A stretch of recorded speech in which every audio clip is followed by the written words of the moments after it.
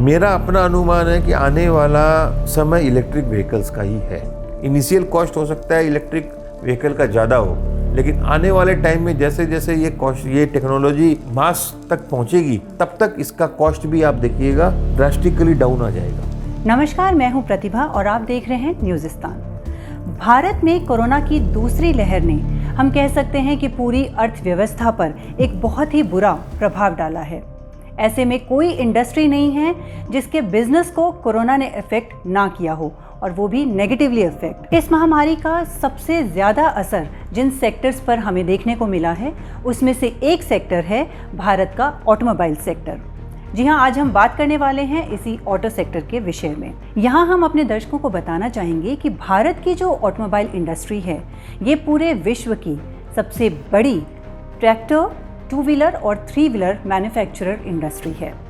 भारत का स्थान दूसरे नंबर पर है बस मैन्युफैक्चरिंग में। साथ ही साथ हेवी ट्रक मैन्युफैक्चरर में भारत का स्थान तीसरे नंबर पर है, और अगर हम कार मैन्युफैक्चरिंग की बात करते हैं तो भारत चौथे नंबर पर आता है। तो इस आंकड़े से हमें पता चलता है कि भारत की जो ऑटोमोबाइल इंडस्ट्री है, ये चाइना, अमेरिका और जापान के बाद विश्व की चौथी सबसे बड़ी ऑटोमोबाइल इंडस्ट्री में आती है। और ये अनुमान लगाया जा रहा है कि 2026 तक ये इंडस्ट्री यानी कि भारत की ऑटो सेक्टर जो है, ये विश्व का तीसरा सबसे बड़ा ऑटोमोबाइल सेक्टर बन जाएगा। यहाँ एक इम्पॉर्टेंट जानने वाली बात ये भी है कि भारत के जीडीपी में इस सेक्टर का 7% कंट्रीब्यूशन रहता है, और साथ ही साथ 35 मिलियन लोगों के लिए ये अकेला एक सेक्टर है जो एम्प्लॉयमेंट जनरेट करता है। लेकिन एक बार फिर 2019 में जब पूरे विश्व में एक इकोनॉमिक स्लोडाउन शुरू हुआ, और साथ ही साथ भारत सरकार की तरफ से कुछ ऐसी पॉलिसीज़ लाई गई जो इस सेक्टर के लिए उतनी फ़ायदेमंद साबित नहीं हुई, तो ये वो समय था जब पिछले 20 सालों में इस सेक्टर में सबसे बड़ा नेगेटिव ग्रोथ देखा गया। इस डाउनफॉल से भारत का जो ऑटो सेक्टर है वो किसी तरह से रिवाइव हो रहा था, लेकिन उसी वक्त एंट्री हुई भारत में कोविड की। जी हाँ, कोविड के आने से हम जानते हैं कि भारत के सभी प्रमुख उद्योग हैं, उनको एक बहुत बड़ा धक्का लगा। लेकिन आश्चर्यजनक बात यह है कि ऑटो सेक्टर उतना प्रभावित नहीं हुआ जितना कि बाकी सेक्टर्स पर इसका प्रभाव देखा गया। अगर हम पिछले कुछ महीनों की बात करें, हम पिछले कुछ महीनों के अगर आंकड़े देखें, तो ये हमें जानकारी मिलती है कि जो डोमेस्टिक व्हीकल्स हैं उसकी सेल में कुछ वृद्धि हुई है, कुछ इसका ग्राफ ऊपर गया है। तो क्या कोविड के रहते हुए भी ऑटो सेक्टर अपने आप को रिवाइव कर चुका है? गवर्नमेंट की तरफ से किस तरह की पॉलिसीज़ आनी चाहिए इसकी ग्रोथ के लिए? ये सेक्टर गवर्नमेंट से किस तरह की एक्सपेक्टेशंस रखता है? आइए इन्हीं सवालों के जवाब जानने के लिए हम बात करेंगे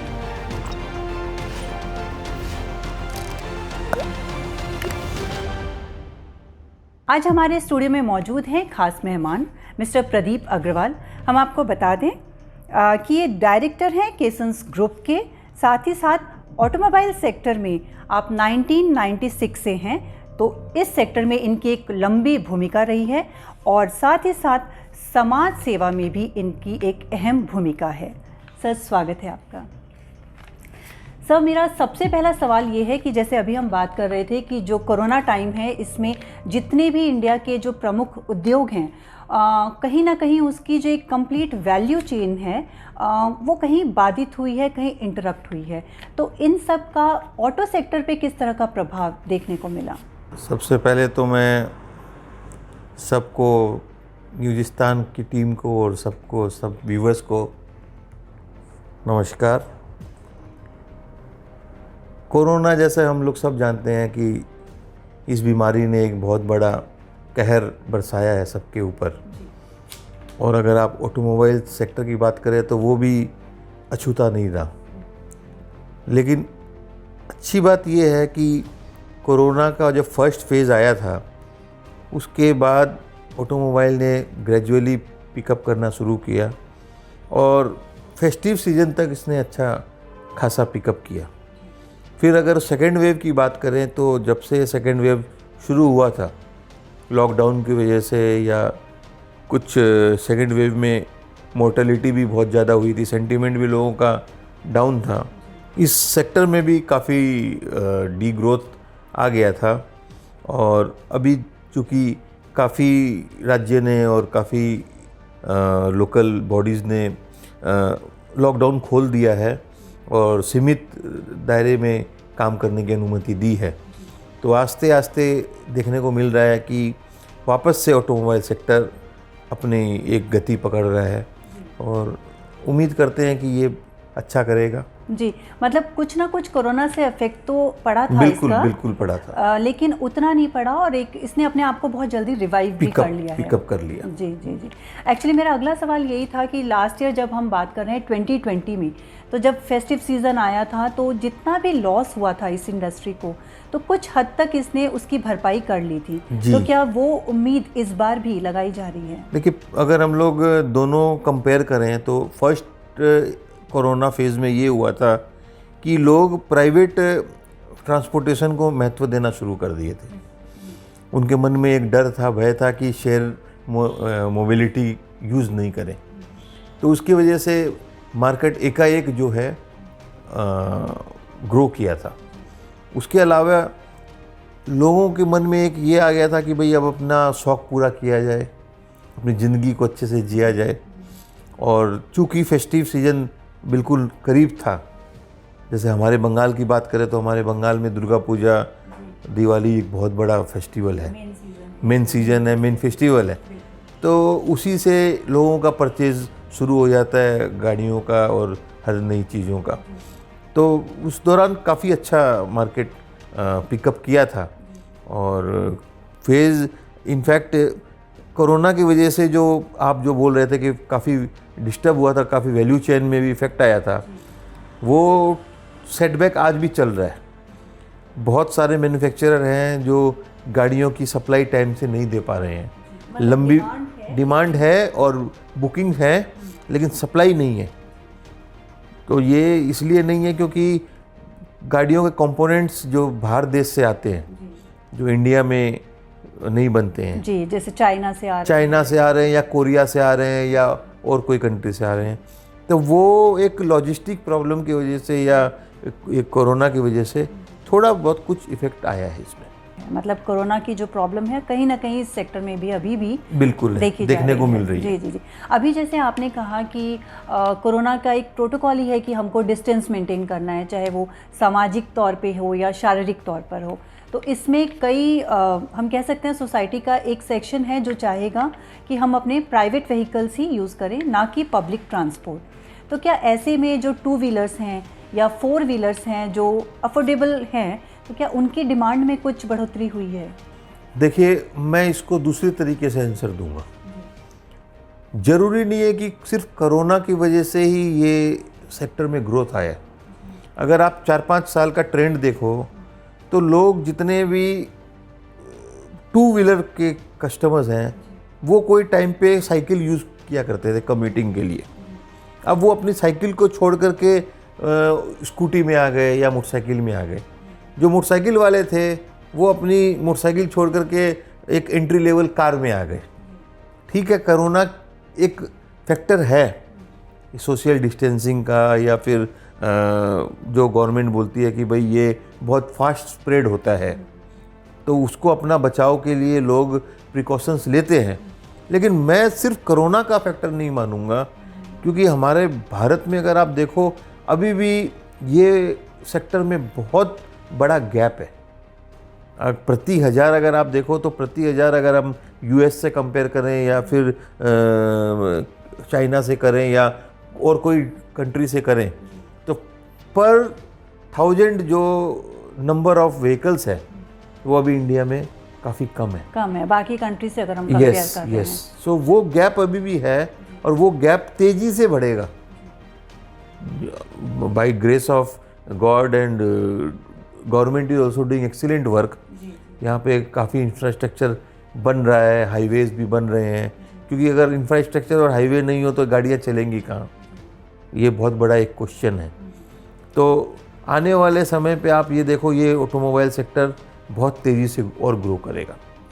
और यस, कोरोना की वजह से तो लोग प्रिकॉशन ले रहे हैं, इसमें कोई डाउट नहीं है। अभी जैसे आपने बात की, जो गवर्नमेंट का रोल आपने बताया, जो सरकार जो इसके लिए अलग अलग पॉलिसीज़ लाती है, तो अभी 2021 बजट की अगर हम बात करें तो इसमें व्हीकल स्क्रैपिंग पॉलिसी एक लाई गई है। तो क्या इसकी वजह से, क्योंकि जो पुरानी गाड़ियां हैं उनका एक टाइम लिमिट तय कर दी गई है, तो क्या इसकी वजह से कुछ डिमांड में फ़र्क पड़ने वाला है? देखिए, मैं आपको पुराने टाइम पे लेके चलता हूँ। अभी भी इंडिया में अपनी पुरानी चीज़ों को लोग छोड़ना नहीं चाहते जी, एक अटैचमेंट, उसके साथ एक अटैचमेंट है और एक वैल्यू प्रोपोजिशन है जी। तो अगर बाकी आप देखो तो हर चीज़ का एक लाइफ साइकिल होता है, तो गाड़ियों का भी लाइफ साइकिल है, लेकिन वो क्या है कि उसको रिपेयर करके, मेंटेन करके और जितना हो सके उसको टालने की कोशिश करते हैं कि वो मैक्सिमम उसका यूटिलाइजेशन कर सके। तो ये आप जो पॉलिसी की बात कर रहे हो, स्क्रैप पॉलिसी की, ये इंडिया में काफ़ी लॉन्ग ड्यू पॉलिसी थी जो आने के लिए लोग इंतज़ार कर रहे थे। तो इस पॉलिसी को हमारे सरफेस मिनिस्ट्री ने ड्राफ्ट किया है और नोटिफिकेशन अभी तक जारी नहीं किया है।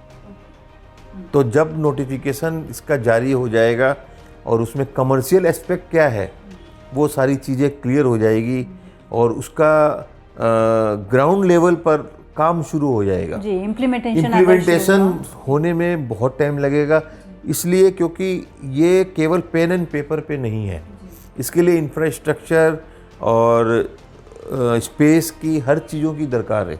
और साथ ही साथ शायद अथॉरिटीज़ को भी थोड़ा स्ट्रिक्ट इस रूल को फॉलो करने के लिए एक्शन लेना। देखिए, ये इंडिया है, यहाँ एकाएक बहुत कड़ाकड़ी रूल्स एंड रेगुलेशन कोई भी नहीं इम्प्लीमेंट कर सकता है।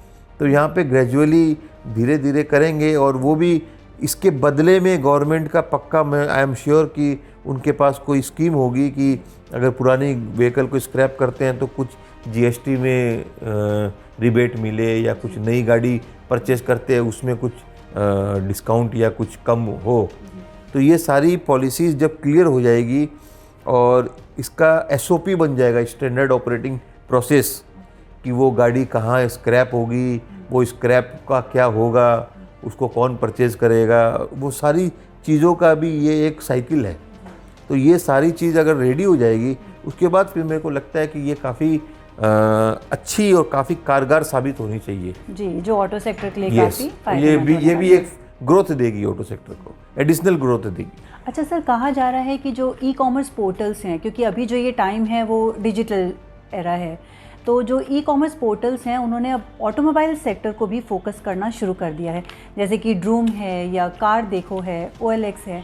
तो क्या इन सब की वजह से एक प्लेटफॉर्म मिलता है कस्टमर्स, यूज़र्स को, तो क्या इस वजह से ऑटो सेक्टर की ग्रोथ में कुछ फ़र्क पड़ने वाला है?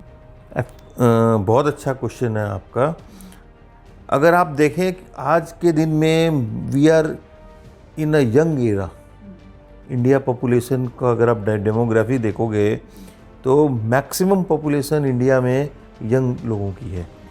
You can say India is a youngistan, जैसे आपका न्यूजिस्तान है वैसे इंडिया भी इट्स ए न्यू यंगिस्तान बोल सकते हैं आप। हाँ, क्योंकि अभी जो यंग जनरेशन है वो पूरी डिजिटल, यस, और वो क्या करते हैं, अपना मैक्सिमम टाइम सोशल मीडिया पे और नेट पे, इंटरनेट पे बिताते हैं और वहाँ से उनको काफ़ी अच्छे इन्फॉर्मेशंस भी मिलती है और वो रिसर्च बहुत अच्छा करते हैं। तो कोई भी गाड़ी वाड़ी लेने से पहले उसका होमवर्क करता है और वो होमवर्क में सोशल मीडिया का भी बहुत बड़ा हाथ होता है। तो वहाँ जब वो वेबसाइट पे जा कर के सर्च करता है, या तो वो ये जितने भी ई कॉमर्स की साइट है या कार देखो या जो आप नाम बोल रहे थे, तो ये सब इनका सोशल मीडिया के साथ एक लिंक और सेटिंग है जहाँ से उनके पास में इंफॉर्मेशन आ जाती है कि कौन व्यूअर, कौन यूज़र क्या गाड़ी सर्च कर रहा है, and they create their own database. तो वो डेटाबेस वो गाड़ी कंपनी, कार कंपनी को, मैन्युफैक्चरर को, डीलर को वो सेल करते हैं कि आज हमारे पास में इतना रिसर्च हुआ है और ये कस्टमर का नाम और फ़ोन नंबर है।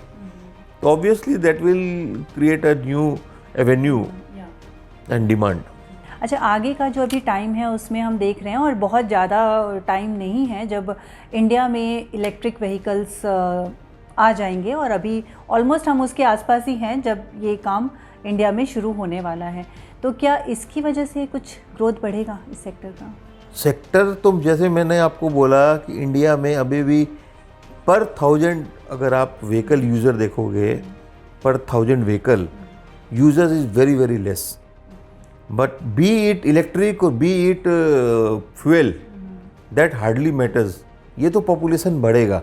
नहीं सर, लेकिन अगर इलेक्ट्रिक व्हीकल्स की बात करें तो इसमें काफ़ी कुछ है, जैसे फ्यूल है। यस, वही मैं आ रहा था। हाँ, पोल्यूशन बचेगा तो काफ़ी। जी देखिए, ऐसा है कि आज के दिन जितनी भी गाड़ियां हैं सब यूरो 6 है, भारत स्टेज 6 है। तो गवर्नमेंट का काफ़ी सख्ती से इस सारी मैन्युफैक्चरर के ऊपर मॉनिटरिंग कर रहे हैं कि कोई भी पॉल्यूटेड गाड़ी नहीं हो।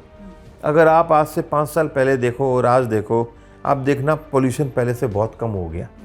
सड़क पे आपको धुआं नहीं मिलेगा, और धुआं अगर मिलेगा भी तो वो पुरानी गाड़ियां जो चल रही है, जो स्क्रैप पॉलिसी के तहत स्क्रैप हो जाएगी, हट जाएंगी, सिर्फ उनका धुआं है। बाकी नई गाड़ियों में कोई भी गाड़ी पोल्यूट नहीं कर रहा है। हाँ, और इसमें एक चीज़ और है जो BS4 से BS6। यस, ये भी एक बहुत बड़ा फैक्टर है। बट अगेन, अगर आप इकोनॉमी की बात करो या कॉस्ट, रनिंग कॉस्ट की बात करो या कॉस्ट ऑफ मेंटेनेंस की बात करो, वो electric is going to play a major role. मेरा अपना अनुमान है कि आने वाला समय इलेक्ट्रिक व्हीकल्स का ही है, क्योंकि इलेक्ट्रिक व्हीकल्स की टेक्नोलॉजी इतनी फास्ट ग्रो कर रही है कि there will be hardly any difference between fuel car and non fuel car, that is electric car. सारे फीचर्स होंगे, सारे पावर उतने होंगे, स्पीड उतनी होगी, यूटिलिटी उतनी होगी, साथ साथ में किफ़ायत, चलने में किफ़ायती भी होगी।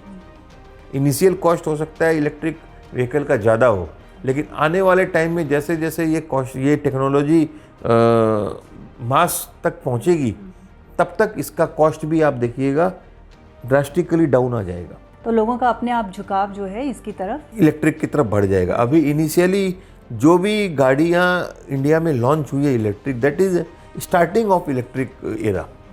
वो एकदम बिल्कुल जैसे नए बच्चे पैदा होते हैं वैसे आप समझ लो बिल्कुल न्यू बेबी बॉर्न है। अभी वो बच्चा बड़ा होगा और वो अपने पाँव पे चलना सीखेगा, तो अभी भी मेरे को लगता है 3-4 साल 5 साल दे दिए। अच्छा सर, कल ही अगर हम बात करते हैं कि कल एक मारुति के जो चेयरमैन हैं RC भार्गवा, उनकी तरफ से एक ये स्टेटमेंट देखने के आया है कि भारत में जो GST है उसका जो रेट है वो बाकी कंट्री से अगर हम कंपेयर कर रहे हैं तो काफ़ी ज़्यादा है। तो इसका जो अल्टीमेटली जो इसका असर पड़ता है वो कार की सेल्स पर पड़ता है। इस बारे में सर क्या कहना चाहेंगे? देखिए, गवर्नमेंट इंडियन कस्टमर्स को टेक इट फॉर ग्रांटेड ले रखी है। गवर्नमेंट को पता है कि यहाँ गाड़ियाँ बिकेंगी, गाड़ी जितने भी ग्राहक है या यूजर्स है गाड़ी लेंगे, और GST कलेक्शन का जो ऑटोमोबाइल सेक्टर है वो एक मेजर कंट्रीब्यूटर है। तो गवर्नमेंट क्यों अपना नुकसान करेगी? उनको जब घर बैठे पैसा मिल रहा है और अच्छा खासा अमाउंट मिल रहा है। यस, आपका क्वेश्चन बिल्कुल जायज़ है कि GST का जो रेट है वो बहुत ज़्यादा है। अगर दूसरी कंट्री की अगर आप बात करो तो इंडिया में GST रेट का स्लैब भी बहुत है, काफ़ी अलग अलग स्लैब है। यहाँ पे 5% से लेके 55% तक का अलग अलग तरीके का GST लगाया हुआ है। हालांकि कार में 28% का GST है, फिर उसके बाद में इन्होंने सेस के रूप में ये पैसा लेते हैं, मतलब चार्ज करते हैं ग्राहक से। सो अल्टीमेटली ग्राहक के ऊपर एक बोझ बनता है ये।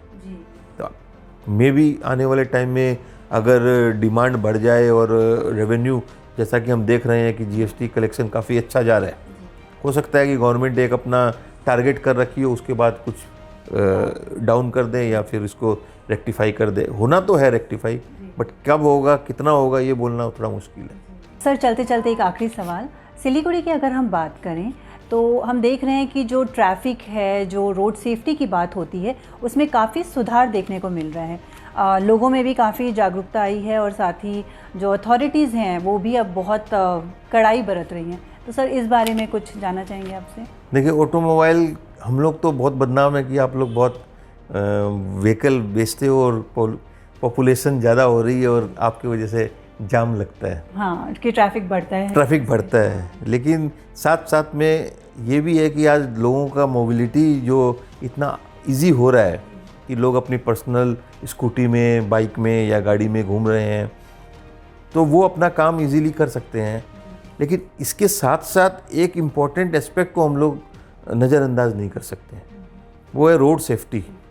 रोड सेफ्टी हमारे राज्य में, खासकर बंगाल में अगर आप देखो, safe life safe drive, save life safe drive का ये काफ़ी दिन से चल रहा है और ये हमारे चीफ मिनिस्टर, हमारे मुख्यमंत्री का ये फेवरेट एक पर्सनल समझ लीजिए टैग लाइन है और वो मॉनिटर करती है इसको। और पिछले काफ़ी दिनों से इसमें काफ़ी गिरावट आई है। अगर आप रोड एक्सीडेंट की बात करो या फिर जो रैश ड्राइविंग होती थी वो पहले से बहुत कम हुई है। हाँ, और कहीं ना कहीं अथॉरिटीज़ जो हैं वो काम कर रही है। लेकिन अगर आप सिलीगुड़ी पर्टिकुलरली की बात करो, अभी कुछ दिनों से मैं बधाई देना चाहूँगा हमारे नए पुलिस कमिश्नर जो है यहाँ पे, श्री गौरव शर्मा, IPS गौरव शर्मा जी को, वो काफ़ी अच्छा काम कर रहे हैं और वो इतना अच्छा काम कर रहे हैं। और उनकी टीम, मैं कुछ ऑफिसर्स को जानता हूँ कि वो अपने जान प्राण से ड्यूटी दे करके और सारे एंगल को वो ठीक कर रहे हैं, चाहे वो पार्किंग हो, चाहे वो इंक्रोचमेंट हो, चाहे वो कोई भी किसी भी तरीके का ट्रैफिक को बाधित करने वाला कोई भी फैक्टर हो, वो पर्सनली इसको काफ़ी मॉनिटर कर रहे हैं और बहुत अच्छा काम कर रहे हैं। उसी की वजह से काफ़ी सुधार अब हमें, और ये हमारे ऑटोमोबाइल इंडस्ट्री के लिए भी बहुत अच्छा साबित होगा, क्योंकि लोगों को गाड़ियाँ चलाने की जगह मिलेगी, रोड मिलेगा, तो लोग और भी उत्साहित होकर गाड़ी और मोटरसाइकिल और कार खरीदेंगे। तो सर, इतनी अच्छी जानकारी जो आपने हमारे दर्शकों को दी, आई एम श्योर हमारे दर्शकों को काफ़ी इन्फॉर्मेशन इससे मिली होगी, तो उसके लिए आपका बहुत बहुत thank you so much for having me in your studio. One message I would like to give to all the viewers, if you are driving or if you are riding 2-wheelers, 4-wheelers, please use your helmet and please wear seat belt, and now in corona time please use mask. It is very compulsory to take safety measures because this disease spreads very fast, and especially when we commute in the road, we should take care of ourselves and the people who are commuting on the other side. Thank you so much. तो दर्शकों, जाते जाते हम आपसे सिर्फ इतना ही कहना चाहेंगे, क्योंकि ये कोरोना काल चल रहा है, कहीं ना कहीं सबके मन में एक उदासी है, कहीं ना कहीं हम ये फील करते हैं कि शायद कुछ भी अच्छा नहीं हो रहा है। तो ऐसे वक्त में हम आपसे कहना चाहेंगे कि डूब जाऊंगा मगर मैं फिर भी तैर आऊँगा, ए ज़िंदगी तू देख मैं फिर जीत जाऊँगा। नमस्कार।